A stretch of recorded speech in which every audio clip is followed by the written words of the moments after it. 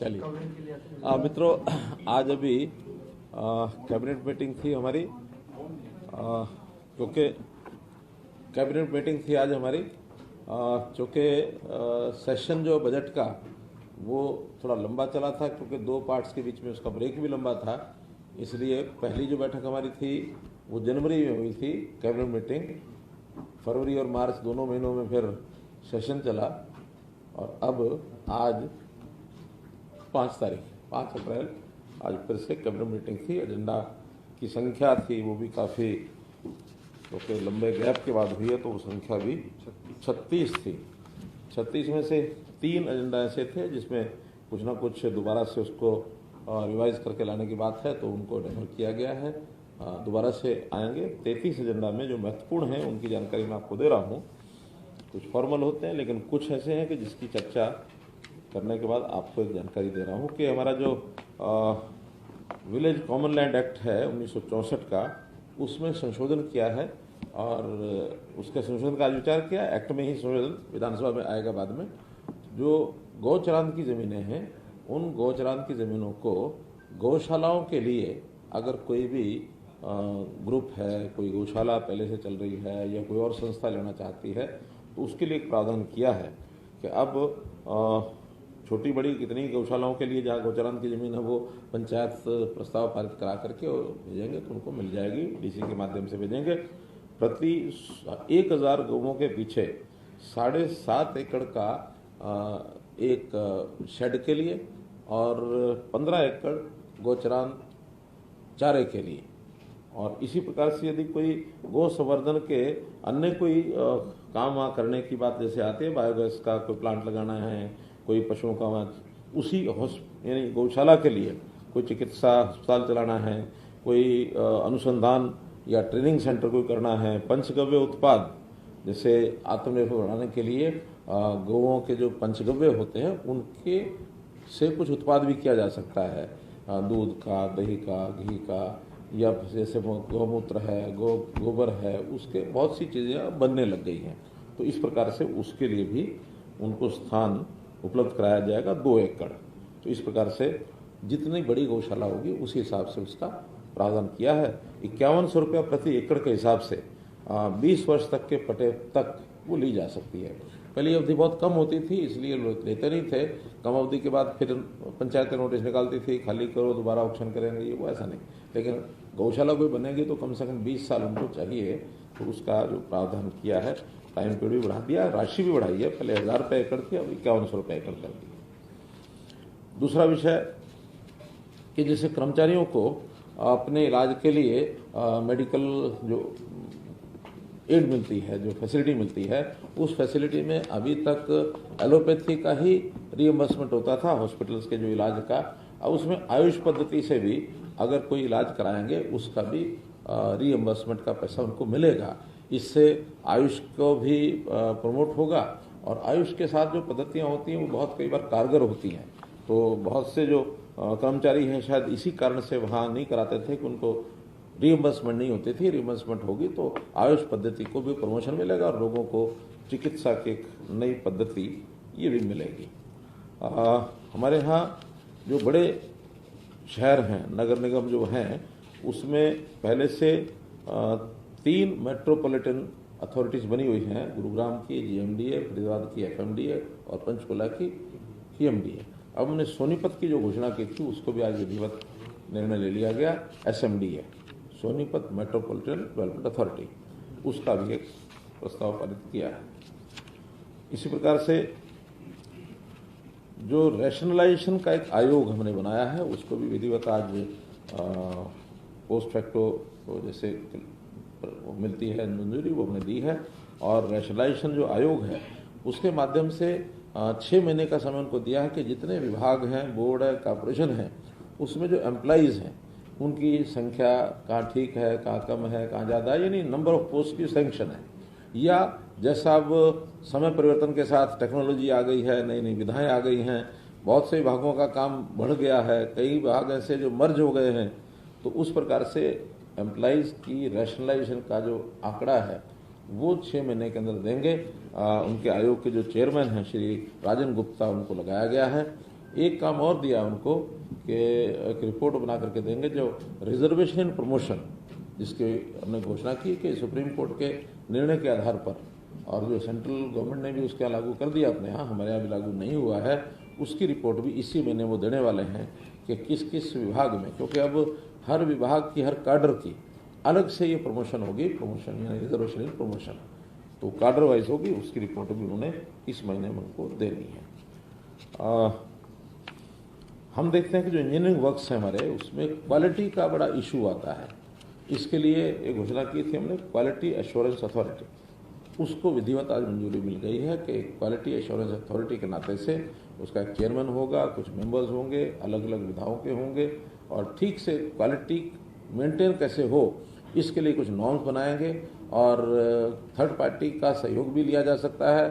Authority के लोग खुद भी जाके चेक कर सकते हैं, डिपार्टमेंट को भी इंस्ट्रक्शन दे सकते हैं कि ये चीज़ें आपने चेक करनी है, ताकि उसका एक क्वालिटी वाइज चीज़ें हमारी इम्प्रूव हो जाए। तो अलग से एक अथॉरिटी जो बनी है उसका भी आज क्लियरेंस हुआ है।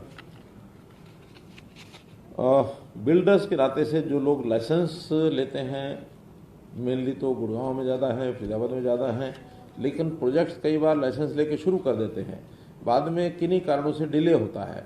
लाइसेंस को रिन्यू कराने के लिए कुछ नियम बनाए हुए हैं, उन नियमों में खास करके उनके ऊपर जो पेनल्टी लगती है, पेनल्टी भी समय पर चुकाते नहीं हैं। अब उसमें उनका कहना होता है कि डिपार्टमेंट का दोष है, डिपार्टमेंट का कहना उनका दोष है। धीरे धीरे हम पॉलिसीज़ के माध्यम से चीज़ें ठीक तो कर रहे हैं, लेकिन फिर भी कुछ की पेंडेंसी बहुत अधिक होने के बाद लाइसेंस का जो रिन्यूअल फीस है वो इतना यानी बड़ी मात्रा हो जाती है कि कभी कभी वो भरने में भी असमर्थ हो जाते हैं और दोनों तरफ से स्टक हो जाता है मामला। उनको सबको राहत देने के लिए जिनकी तरफ ज़्यादा पैसा हो गया पेनल्टी का, तो जो मूल जुर्माने की राशि है उसमें जुर्माना जो है वो कितना ही हो गया है, तो वन टाइम सेटलमेंट में जिन्होंने कोई पैसा भी भरा नहीं है उनको सिर्फ 25% उसकी राशि देकर उस पेनल्टी या जो इंटरेस्ट है, यानी कुल मिला के 100% का 25% और, यानी 25% ऑफ कैपिटल, वो जो कैपिटल का जो ओरिजिनल अमाउंट, उस पेनल्टी नहीं, जो ओरिजिनल अमाउंट का अगर उससे भी ज़्यादा है तो सिर्फ उसका 25%, अर्थात टोटल का 125% वो दे करके और बाहर हो सकते हैं, और उनका लाइसेंस जो रिन्यू हो जाएगा और बाकी अपने काम को जारी रख सकते हैं। और जिनका यानी पार्ट पेमेंट आई हुई है उस रिन्यूअल में और पार्ट पेमेंट रह गई है, उसका नियम ये बनाया कि जितनी पार्ट पेमेंट है वो, और जो उसके इंटरेस्ट और पेनल्टी की राशि है उसका 10%, पहले तो था टोटल का 25%, इसमें केवल इंटरेस्ट और पेनल्टी का 10% वो जमा करा करके और उस चीज़ को आगे बढ़ा सकते हैं। ऐसा मोटे रूप से हमने निर्णय किया है। डिपार्टमेंट को हमने कहा कि कुछ प्रावधान ऐसे करें क्या पेनल्टी की ओर या जो लेट फीस की तरफ ना जाना पड़े, तुरंत अगर रिन्यूअल कराना है तो उसकी कठिनाई को समझते हुए और सरल कोई एक पद्धति बनाई जाए ताकि वो साथ साथ अपना रिन्यूअल भी कराएं, अपने काम को पूरा करें। किन्हीं भी कारणों से प्रोजेक्ट अगर स्टकअप होता है तो इसका लाभ किसी को भी नहीं है, ना तो बिल्डर्स को है, ना जो कंज्यूमर है उनको है, गवर्नमेंट को भी लाभ नहीं है। कोई हमें लालच नहीं है कि उनकी तरफ पेनल्टी लगाएंगे तो उसका कोई लाभ होगा, कोई लाभ नहीं होता, बल्कि एक चीज़ें रुक जाती हैं और इकोनॉमिकली भी, आर्थिक दृष्टि से भी हमारा जो चीज़ रुकती है उसका नुकसान, तो हम उसका और भी सरल उसका तरीका करने वाले हैं। हमने जो यूएलबी में एक पॉलिसी बनाई थी कि जो 20 साल से पहले अर्थात सन 2000 से पहले जो प्रॉपर्टी उनको तय बाजारी पर दी गई थी, लीज रेंट पर दी गई थी, ऐसे लोगों को ऑफर दी है कि वो लोग एक राशि प्रोपोर्शनेट जो कलेक्टरेट है उसमें एक राशि तय की थी कि उतना जमा कराएं, वो अपने नाम करा सकते हैं। लगभग 1000 प्रॉपर्टीज उनके नाम हो चुकी हैं, लेकिन जब ये सारा प्रोसेस चालू किया तो बहुत प्रॉपर्टीज ऐसी निकली शहरों में जो ओनरशिप जो है यूएलबी के बजाय अन्य विभागों की निकली। कहीं पीडब्ल्यूडी की ज़मीन पड़ी है, कहीं इरिगेशन की है, कहीं रेवेन्यू की है, कहीं अलग अलग विभागों की, यानी ये जिला परिषद की दुकानें भी शहरों के अंदर हैं, यानी पंचायती राज की भी। और इन सारे विषयों को लेकर के हमने कहा था कि भी सब विभाग उसी पॉलिसी को अडॉप्ट करें ताकि वो जो बची प्रॉपर्टी है वो भी उनके नाम कराई जा सके। आज उस पॉलिसी को क्लियर कर दिया है कि जितने विभाग हैं, 2-3 चीज़ें छोड़ी हैं उसमें, जैसे हॉस्पिटल्स की कुछ दुकानें हैं वो भी छोड़ दी हैं। टूरिज्म वाले उन्होंने भी अपने जो टूरिज्म सेंटर हैं वहाँ कुछ दुकानें किराए पर दी हैं, वो छोड़ी गई हैं। और एक तीसरी चीज़ और छोड़ी थी कोई, हॉस्पिटल्स, टूरिज्म, मतलब 2 ही 3 ऐसे छोटे विभाग, वरना जो खास करके म्यूनिसिपैलिटीज़ की या रेवेन्यू की या इरिगेशन की, पीडब्ल्यूडी की, जिनका काम दुकानें बना करके रेंट पर देना नहीं है, वो तो कई बार ज़मीन खाली होती है, वहाँ तेज बाजारी में बल्कि किराया भी यूएलबी का ले लेते हैं। और अभी जाके क्लियर हुआ कि यूएलबी तो बिना मालिक हुए भी किराया वसूल रहे हैं। उसकी एक पॉलिसी बना दी है कि वो भी उसी पॉलिसी के आधार पर ये ज़मीनें या 100 गज का उसका एक साइज़ रखा है मैक्सिमम, दुकान अथवा मकान 100 गज का है, वो उनसे पैसा लेकर उनका नाम कर दिया जाए। स्वामित्व शहरी ये इसका नाम है। इसमें भी एक प्रगति हुई है। मोटे रूप से ये सब निर्णय थे जो वैसे फॉर्मल थे काफ़ी, तो कोई एक्सटेंशन का यूएलबी की दादागिरी पर रोक लगाना अहम फैसला था। सब डिवीजन भी बनाए नहीं, अभी सब डिवीजन नहीं बनाया, उसको डेफर किया है क्योंकि एरिया का थोड़ा सा डिफरेंस आ रहा है।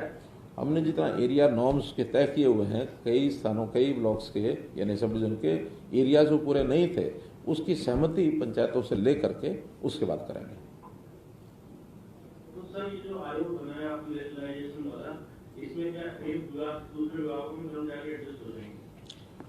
नहीं, विभागों के जो विभाग मर्ज हुए हैं वो तो हो ही जाएंगे, लेकिन बाकी इधर उधर ट्रांसफर करने की आवश्यकता इसलिए नहीं पड़ेगी कि हर एक विभाग में कुछ ना कुछ कमी तो रहती है, और अगर कहीं संख्या कम होती है तो उससे पूरा हो जाएगा। जहाँ संख्या बढ़ती है उसके लिए नई भर्ती होगी। मुझे ऐसा नहीं लगता कोई विभाग जिसमें कोई इतने सरप्लस हो जाए कि इधर उधर करने पड़ेंगे।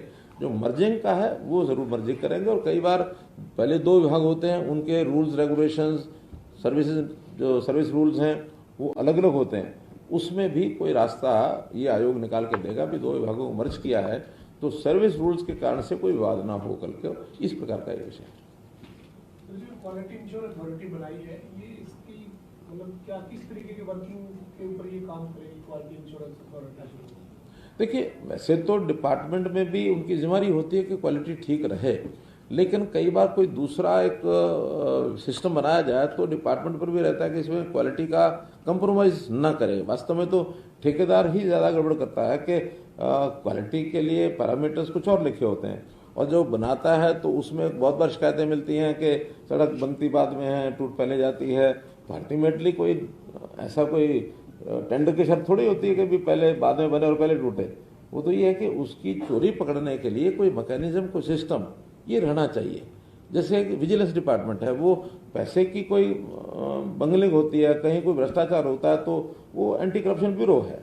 इसी प्रकार क्वालिटी का ध्यान रखने के लिए अलग से ऐसी व्यवस्था पहले नहीं थी, तो एक अलग व्यवस्था रहेगी कि हर बड़े छोटे काम का क्वालिटी का जो पैरामीटर है उसको चेक करने के लिए सिस्टम बनाएंगे। टेक्निकल एडवाइजर तो अभी यानी डिपार्टमेंट में अभी भी टेक्निकल काम करने वाले लोग हैं ही हैं, फिर भी अलग एक अथॉरिटी की इसकी आवश्यकता है, चाहे वो बिल्डिंग है, चाहे वो रोड्स हैं, चाहे वो कोई इस प्रकार का टेक्निकल काम है, कोई मशीनरी है, कोई प्रोजेक्ट है, सब पर निगाह रखें। एक तरीके से कंप्लीशन सर्टिफिकेट जो है वो इस अथॉरिटी के जरिए माना जाएगा? नहीं, अथॉरिटी अभी प्रोसीजर उसका बनना है, उसमें क्या इनका मानो आगे वो भी रिकमेंड करेंगे क्या रोल होना चाहिए, डिपार्टमेंट भी रिकमेंड करेंगे, तो उसके नियम तो भी बनने हैं। आज तो अभी मुख्य रूप से उस अथॉरिटी को बनाने के लिए एक मैंडेट मिल गया कि हाँ उस अथॉरिटी को बनाना है। पहले उसकी एडवर्टाइजमेंट होगी, चेयरमैन बनेंगे, मेंबर बनेंगे, फिर उसके बाद ये सारी प्रोसेस चालू होगी। नहीं, क्वालिटी कंट्रोल के नहीं है वो। राजन गुप्ता जी हैं नॉर्मलाइज जो रैशनलाइजेशन आयोग के। कोरोना को लेकर के क्या तैयारियां हैं हमारी? एक एक करके कोरोना को लेकर के क्या तैयारियां हमारी, क्योंकि लगातार जिस तरह से मामले बढ़, देखिए डिपार्टमेंट सारी चीज़ का एनालिसिस भी कर रहा है, सब नज़र बनी हुई है, और अभी हमने हेल्थ मिनिस्टर को कहा कि इस बारे में बार बार मीटिंग्स अपनी करें, वो कर रहे हैं। अभी उस प्रकार की बात तो नहीं है जो पहले एकदम पैनिक था। पैनिक होना भी नहीं चाहिए, होने भी नहीं देंगे, लेकिन सावधानी पूरी बरतेंगे। कुछ पेशेंट्स अभी डिटेक्ट हो रहे हैं भिन्न भिन्न अस्पतालों में, 500 के आसपास ऐसी संख्या है जो अलग अलग अस्पतालों में हैं।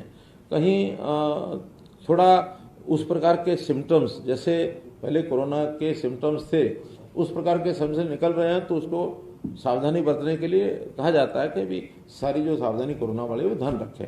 एक कल कहीं रिपोर्ट हुई है, शायद एक डेथ भी हुई है। हाँ, एक डेथ हुई है कल। तो इस पर पूरे पर ध्यान है। और देखिए, पहले भी हमारी टीम ने बहुत अच्छा काम किया है और इतने अच्छे प्रकार से कंट्रोल भी किया। बल्कि मैं अब भिवानी दौरे में मैंने तो ये सारा लोगों से चर्चा भी की।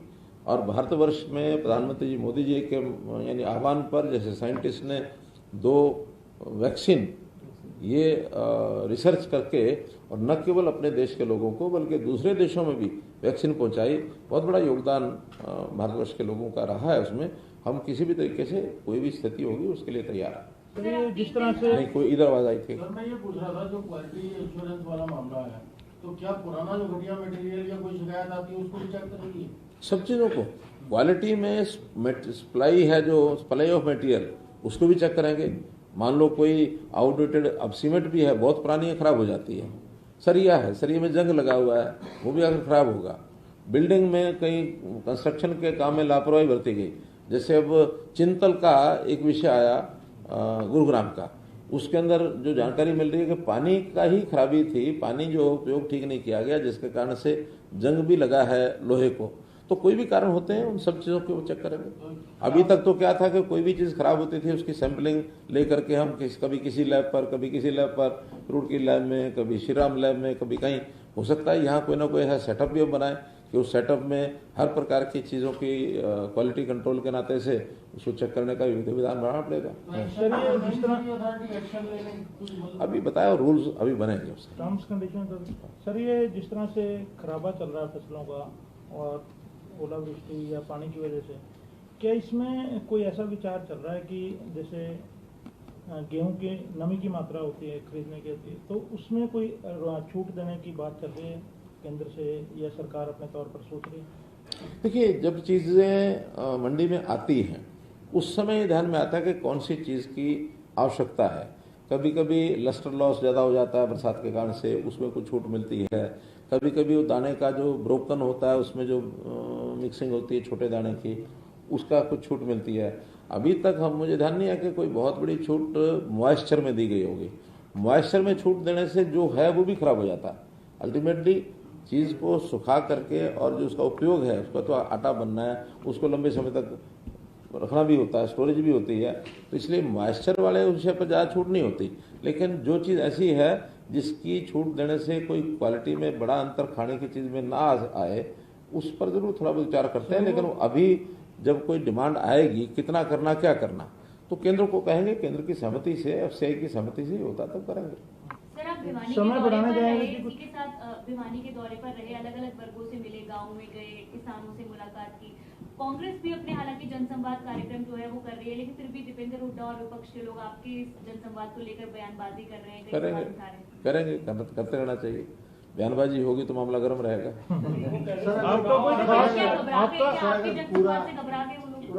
तो आपने ये नया ये कॉन्सेप्ट शुरू किया गाँव में 3 दिन लगाने का, पूरे तो इससे विपक्ष में अफरा-तफरी का माहौल है।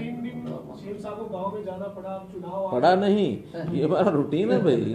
आखिर पहले भी, और वो तो कहेंगे ही, जब वो घबराहट होती है तो ऐसे ही कुछ ना कुछ बोलते ही हैं। अब उनको 1-3 दिन के दौरे से इतनी घबराहट हो गई है, और जो हमारी सारी टीम सारे फील्ड में उतरेंगे, इसका अर्थ ये थोड़े कि गाँव में जाते नहीं हैं, हमारे लोग पहले भी जाते रहे हैं। मुख्यमंत्री इस बार चौके देखिए 2 साल कोविड बीमारी निकल गए, और 2 साल के बाद अगला तीसरा साल, जो 2 साल की पेंडिंग चीज़ें थी, कई हमने नए कार्यक्रम शुरू किए थे, उसको फील्ड में उतारना था। अब देखो, आप में से जो लोग साथ रहे हैं, मुझे नहीं पता कौन कौन साथ थे, बीच बीच में मुझे कुछ लोग दिखते रहे, नमस्ते नमस्ते होती रही, लेकिन आपने देखा होगा कि हर चीज़ का, चाहे वो राशन कार्ड था, चाहे वो आयुष्मान भारत की बात थी, चाहे वो नौकरियां जो है पारदर्शी ढंग से हमने दी हैं, चाहे मुख्यमंत्री अंत्योदय परिवार उत्थान योजना का विषय है, कितने विषय, और सबने कहा इसके लाभ उनको हुए हैं। हम गिनती कहते हैं कि आपके यहाँ 80 नौकरियां लगी हैं, वो कहते नहीं जी 150 से ज़्यादा लगी हैं। फिर हम कहते हैं भाई इसमें केंद्र सरकार की नौकरी मत जोड़ो, इसमें आर्मी की मत जोड़ो। तो मतलब कुल मिला के हमारे से ज़्यादा उत्साही वो हैं। तो मतलब ये इम्पैक्ट वाली बात है कि आपने जो सरकार ने प्रयास करे उसका इम्पैक्ट जो है ग्राउंड पे देखने को मिल रहा है। मेरा काम है देखना ये, आखिर नीचे फील्ड में चीजें जा रही हैं या नहीं जा रही हैं। हम यहाँ चंडीगढ़ में बैठ के खुश होते रहे और नीचे कुछ पहुंचे नहीं, तो उसका लाभ क्या है? आखिर इन चीजों से हमें भी विश्वास बना कि जो चीजें हमने पहली बार नहीं की हैं, जनता के द्वार तक जाने के लिए सेवाएं और जो हमारी योजनाएं हैं वो कितनी पहुंची हैं, उससे मैं बिल्कुल सेटिस्फाइड हूँ। का लाभ ले रहे हैं बहुत ज्यादा, बहुत। लोग घर बैठे 3 दिन आप भिवानी दौरे पर थे, कल ये प्रश्न उठाया कि 7,000 से ज्यादा शिकायतें वहां पर मिली हैं। आप इसको सफलता मानते हैं कि दौरे से ये शिकायतें आ रही है, चुनौती मानते हैं कि अभी और काम करने की जरूरत है? देखिए हमारी 72 लाख परिवार हैं, 3.25 करोड़ आबादी है, 7,000 गांव हैं, और समस्याएं जो होती हैं वो सामान्यतः ये सब लगातार चलने वाला काम होता है, और इसके अंदर बहुत सी इंडिविजुअल समस्याएं ज़्यादा होती हैं। सामूहिक समस्याओं की एप्लीकेशन नहीं आती।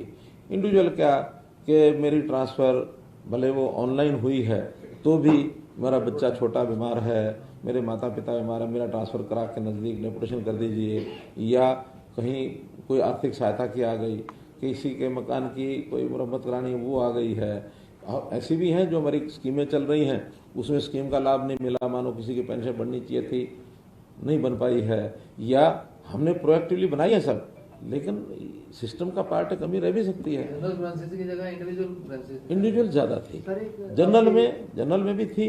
पानी की समस्या उस इलाके में देखने को मिली, पीने के पानी की। हमने कहा है कि पीने के पानी की कोई कमी नहीं रहने देंगे, पानी होगा बाकी वर्षा इसके इरिगेशन के लिए तो हो जाएगा ही। और वो क्षेत्र ऐसा है खास करके जो राजस्थान के साथ साथ वाला इलाका, तो शाम का हल्का जिसको मैं कहूँगा, तो उसमें कुछ जमीन भी रेतीली जमीन, उबड़ खाबड़, और पानी पहले से ही कम जाता रहा है, लेकिन अब तो वहाँ पानी का टेल तक पहुँचाने का काम ने जो किया था अब चलता भी है। एक जगह एक नहर जो चल रही थी, छोटी नाली जिसको खाड़ा कहते हैं, उस खाड़े पर वहाँ जो लोग मिले वो कहते हैं जी अभी तो फिर भी हमें पानी दिखता है, 10 साल पहले तो पानी का कभी था ही नहीं। चौधरी बंसीलाल ने उस इलाके में खूब नालियाँ नाले खाले खूब बनाए, लेकिन पानी नहीं पहुंचा पाए। हमने अब वहाँ चाहे सप्ताह यानी 1 महीने में चाहे 3 दिन 7 दिन जो भी आता है, लेकिन पहली बार ये पिछले 4-5 साल में पानी जाना शुरू हुआ। हमने तसल्ली कराई है कि भी पीने का पानी साधन आपको जरूर मिलेगा। हुड्डा साहब ने अभी हाल ही में एक प्रेस कॉन्फ्रेंस की, उसमें उन्होंने बताया कि जब आपने बजट पे रिप्लाई दिया तो तबीयत खराब थी तो वो सेक्शन में नहीं थे, लेकिन उन्होंने कहा कि जैसे आपने कहा कि हुड्डा साहब बार बार अपने आंकड़े बदल रहे हैं, तो उन्होंने एक बहुत ही लंबा कच्चा चिट्ठा पेश किया। उनके आंकड़े बताए कि हुड्डा साहब बीमार थे, लेकिन उनके 29 MLA तो और भी थे, किसी को ही पकड़ा सकते थे कागज। उनके डिप्टी लीडर थे, उनके माध्यम से भेजते, और जो उन्होंने बोला आखिर वो लगातार नहीं, आखिरी में 2 दिन बीमार रहे, लेकिन उससे पहले भी उन्होंने यही सारे विषय उठाए थे, इन्हीं का जवाब लेके गए थे। तो उनका जवाब देने के बाद भी रटी रटाई वही बात कि हम 71,000 करोड़ छोड़ के गए थे। और मैं कहता हूँ सिद्ध करो 71,000, मैं कहता हूँ 98,000 करोड़।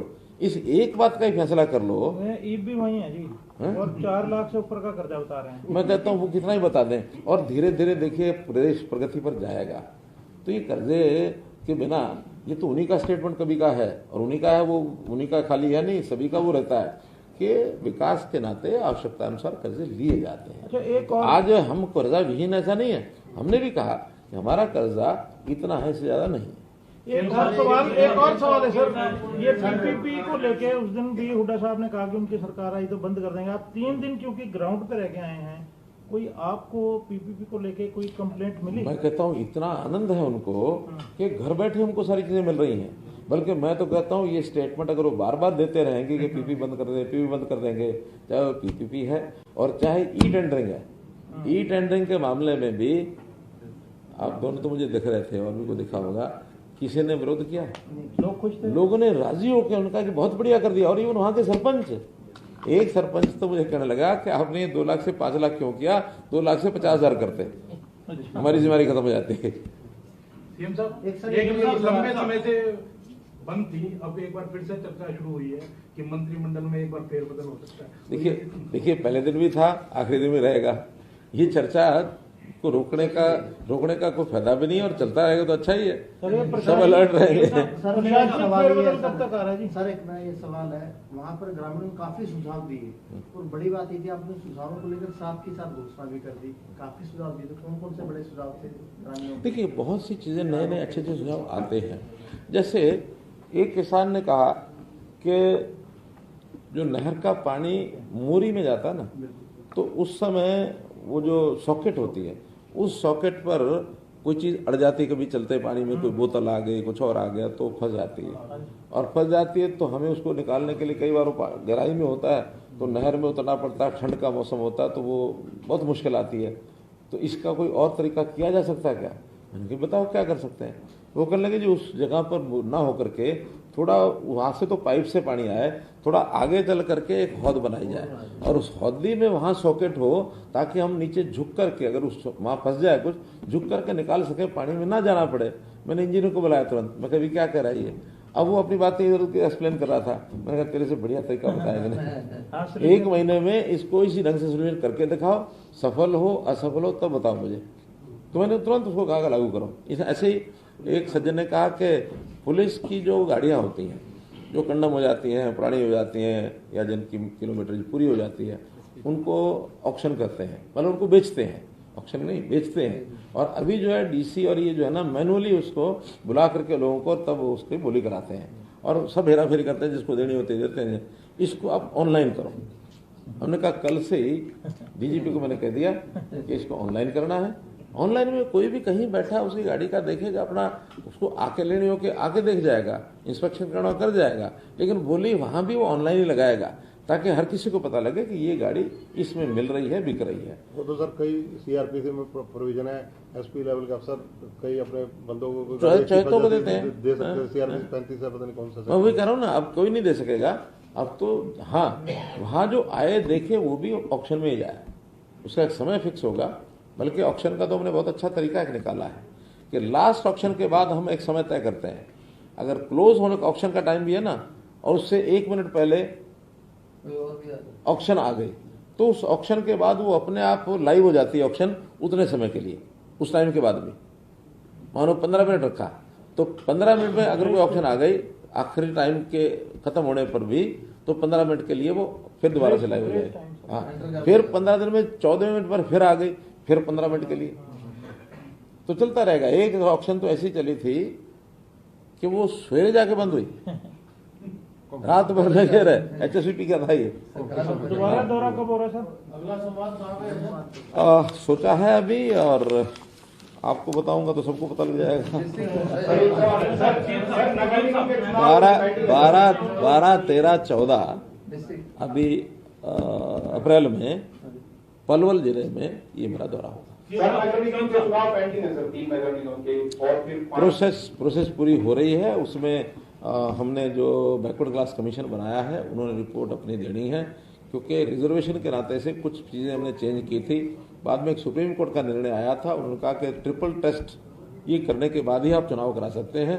वो ट्रिपल टेस्ट की कुछ शर्तें थी, वो हमने बैकवर्ड जो आयोग है हमारा बैकवर्ड क्लास आयोग, कुछ काम उनके जिम्मे था, कुछ हमने अपने आप किए हैं और बहुत जल्दी वार्डबंदी वगैरह होकर के और कभी भी उसकी घोषणा हो सकती है। कोई प्रशासनिक इसी आपके कार्यक्रम को लेकर के एक क्लिप जो है वो विपक्ष को मिली, जब नौकरियों को लेकर के आप ग्रामीणों से बातचीत कर रहे हैं, उसको लेकर रणदीप सुरजेवाला कभी ट्वीट कर रहे हैं, कभी बयान आ रहे हैं, हाईकोर्ट में शिकायत। देखिए उसके बारे में स्पष्टीकरण भी दे चुका हूँ और मैंने जो कुछ कहना था मीडिया के माध्यम से कहा जा चुका। कोई भी ऐसी कंट्रोवर्शियल बात बार बार कहना ठीक नहीं। सर प्रशासनिक फेरबदल ऐसी चर्चाएं होने वाला है, क्या मान के चलें कि आजकल में हो सकता है? प्रशासनिक फेरबदल तो रोजाना होता है, कुछ ना कुछ कब रुकता है। अभी 4 दिन पहले हुआ पुलिस के ट्रांसफर कितने हो गए ना। हाँ तो बस फिर आज भी हो, मतलब IAS का भी होगा, HCS का भी होगा, HPS का भी होगा, इंजीनियर्स का भी होगा, डॉक्टर्स का भी होगा, सबका होगा। धन्यवाद। थोड़े जाना